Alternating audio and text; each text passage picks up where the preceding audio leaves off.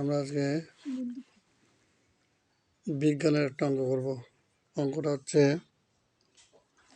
সোনার ঘনত্ব 19.30 গ্রাম পার সিসি। সোনার ঘনত্ব তার মানে রো। এখানে হচ্ছে সোনার ঘনত্ব,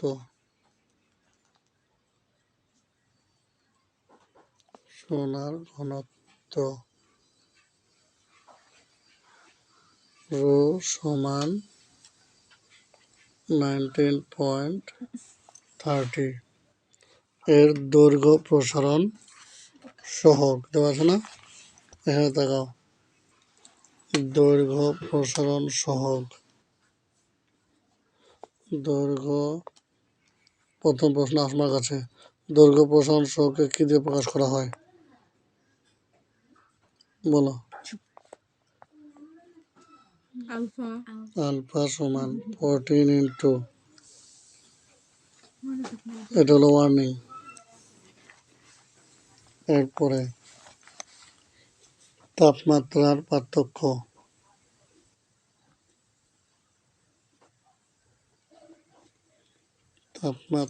পার্থক্য,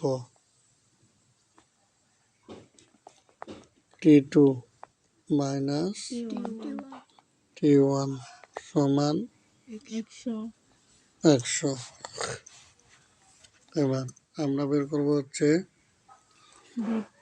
বাড়ালে ঘনত্ব কত হবে। এবার যদি তাপমাত্রা যদি বাড়াই দিই, ঠিক আছে, তাহলে ঘনত্ব কত হবে। তাহলে এবার আমরা লিখবো, আমরা জানি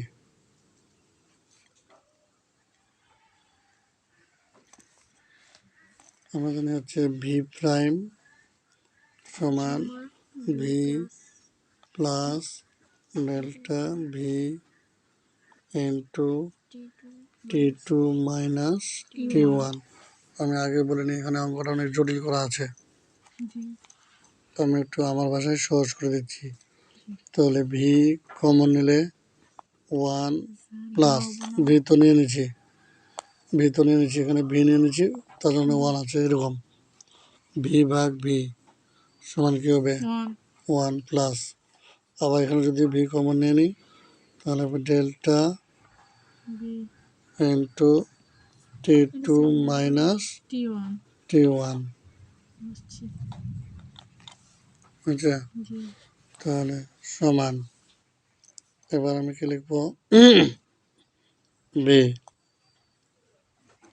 1 প্লাস ডেল্টা মানে হচ্ছে 3 আলফা, তারপর into T2 minus T1, T1, ঠিক আছে। তাহলে এরপরে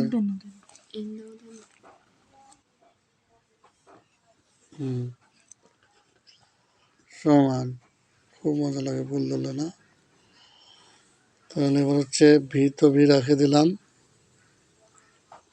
1 থাকলো, 3 ইন্টু ওই যে আলফার মান, তাহলে 14 গুণ 10 ইনভার্স 6, বুঝছে, ইন্টু 100, এটার মান 100,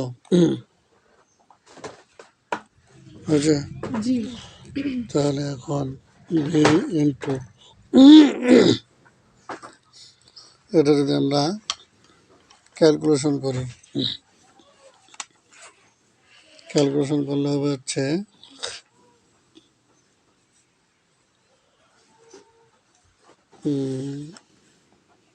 কত, যোগটা কত হয়, যোগটা করলে এটা ক্যালকুলেশন করলে হবে হচ্ছে 0.9958 বি হবে, ঠিক আছে, এটা হবে। এখন আবার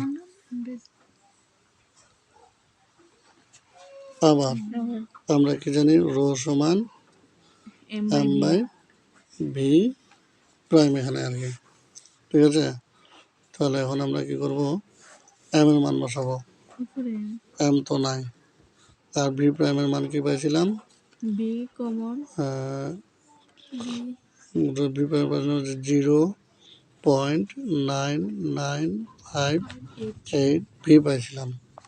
ঠিক আছে, তো এখন আমরা কি লিখবো, এম বাই ভি ইন্টু 0.9958, কারণ এখানে আসছি। তাহলে এম বাই ভি এর মান হচ্ছে, সরি, এম বাই ভি মানে কি রো, তাহলে রো ইন্টু 0.9958। ঠিক আছে, তাহলে এখন রোর মান কত ছিল আমার, রোর মান ছিল হচ্ছে 19.30। তাহলে 19.30 ইন্টু 0.9958। তাহলে যখন আমরা অঙ্কটা গুণ করি হবে 19.2189। বইয়ের উত্তরের সাথে যদি মিলাই দিই 19.22। এখন কি দেওয়া আছে, গ্রাম পার সিসি। তাহলে আবার দেখো অঙ্কটা বলছে যে সোনার ঘনত্ব 19.30 গ্রাম পার সেন্টিমিটার কিউব, এর দৈর্ঘ্য প্রসারণ সহগ 14 ইন্টু 10⁻⁶। এর তাপমাত্রা 100 ডিগ্রি বাড়ালে ঘনত্ব কত হবে। অর্থাৎ যখন পূর্বের তাপমাত্রা ছিল তখন ঘনত্ব ছিল এটা। এবার তাকে পূর্বের তাপমাত্রা বর্তমান তাপমাত্রার পার্থক্য 100 ডিগ্রি, এত তাপমাত্রা যদি তাকে আমি উত্তপ্ত করি তাহলে তার মধ্যে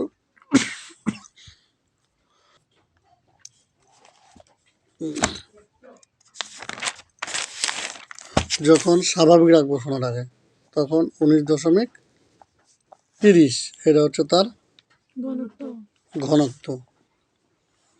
আর মনে করো যে আজকে তাপমাত্রা 20 ডিগ্রি। ঠিক আছে, এখন ঘনত্ব 20 ডিগ্রি যখন তাপমাত্রা তখন ঘনত্ব হচ্ছে এটা।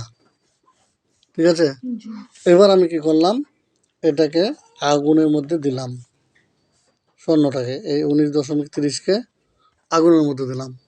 দিলে এখন কি হবে, এটা বেড়ে যাবে না, লম্বা হয়ে যাবে না। লম্বা হওয়ার পরে যখন 134 ডিগ্রি আসলো